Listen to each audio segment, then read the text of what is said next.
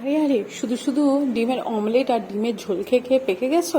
তাহলে আমি যেভাবে আজকে অমলেট বানানোর রেসিপিটা শেখাচ্ছি সেভাবে শিখে নাও। হ্যাঁ হ্যাঁ, আমাকেও কেউ শেখায়নি, আমিও এই রিলস দেখেই শিখেছি, তাই ভাবলাম তোমাদের সাথেও শেয়ার করি রান্নাটা। কিছুই না, পেঁয়াজ লঙ্কা ভালো করে কুচি কুচি করে কেটে নিলাম। এরপর কড়াইয়ে তেল দিয়ে তেলটা ভালোভাবে গরম হয়ে গেলে পেঁয়াজটাকে ভালোভাবে ভেজে নেব। খুব ভালোভাবে ভাজা দরকার নেই, একটু লালচে লালচে কালার হলেই হলো। আর ডিমটা কিন্তু আগে ফেটাবে না, ডিমগুলো এখন আমি গোটা রেখেছি। তো দেখতেই পাচ্ছ পেঁয়াজটা একটু ভাজছি আমি, বেশি ভাজার দরকার নেই। এই ফাঁকে নুন, হলুদ আর একটু জিরে গুঁড়ো, ধনে গুঁড়ো, লাল লঙ্কার গুঁড়ো এগুলো সব দিয়ে দেবো।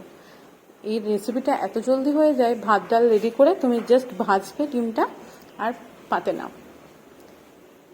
আর এখানে আমি একটু কাশ্মীরি লঙ্কার গুঁড়োও দিলাম, যাতে দেখতেও একটু লাল লাল হবে, দেখতে সুন্দর হবে।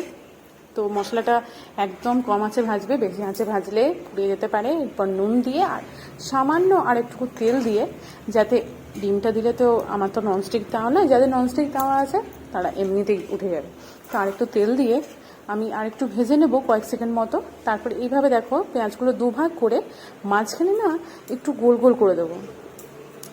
এরপর না আমি এখানেই মজাটা আসল, এরপর এই ফাঁকেই ডিমগুলো আমি গোটা গোটা ডিমগুলো দিয়ে দেবো, আর ফাটিয়ে অবশ্যই।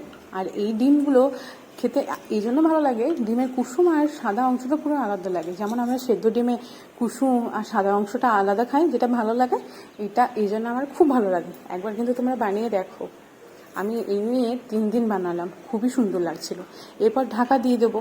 অনেকে পোচ খেতে পছন্দ করো, কিন্তু আমার না পোচ খেতে ভালো লাগে না, ওই জন্য ঢাকা দিয়ে দিলাম যাতে ডিমটা সেদ্ধ হয়ে যায়। জাস্ট দেখো এক পাশটা হয়ে গেছে, এরপর উল্টে দিয়ে অন্য পাশটা দিয়ে দেবো।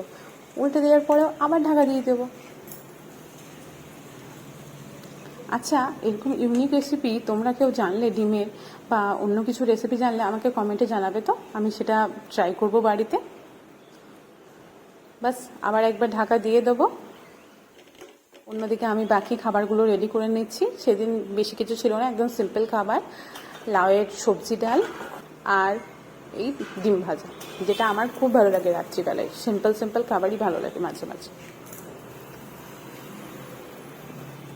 এবার তো আমি বেড়ে নিলাম খাবার, এবার আমি খেয়ে নেবো। এরপর তোমরাও খেয়ে নাও। টাটা, দেখা হবে অন্য ভিডিওতে।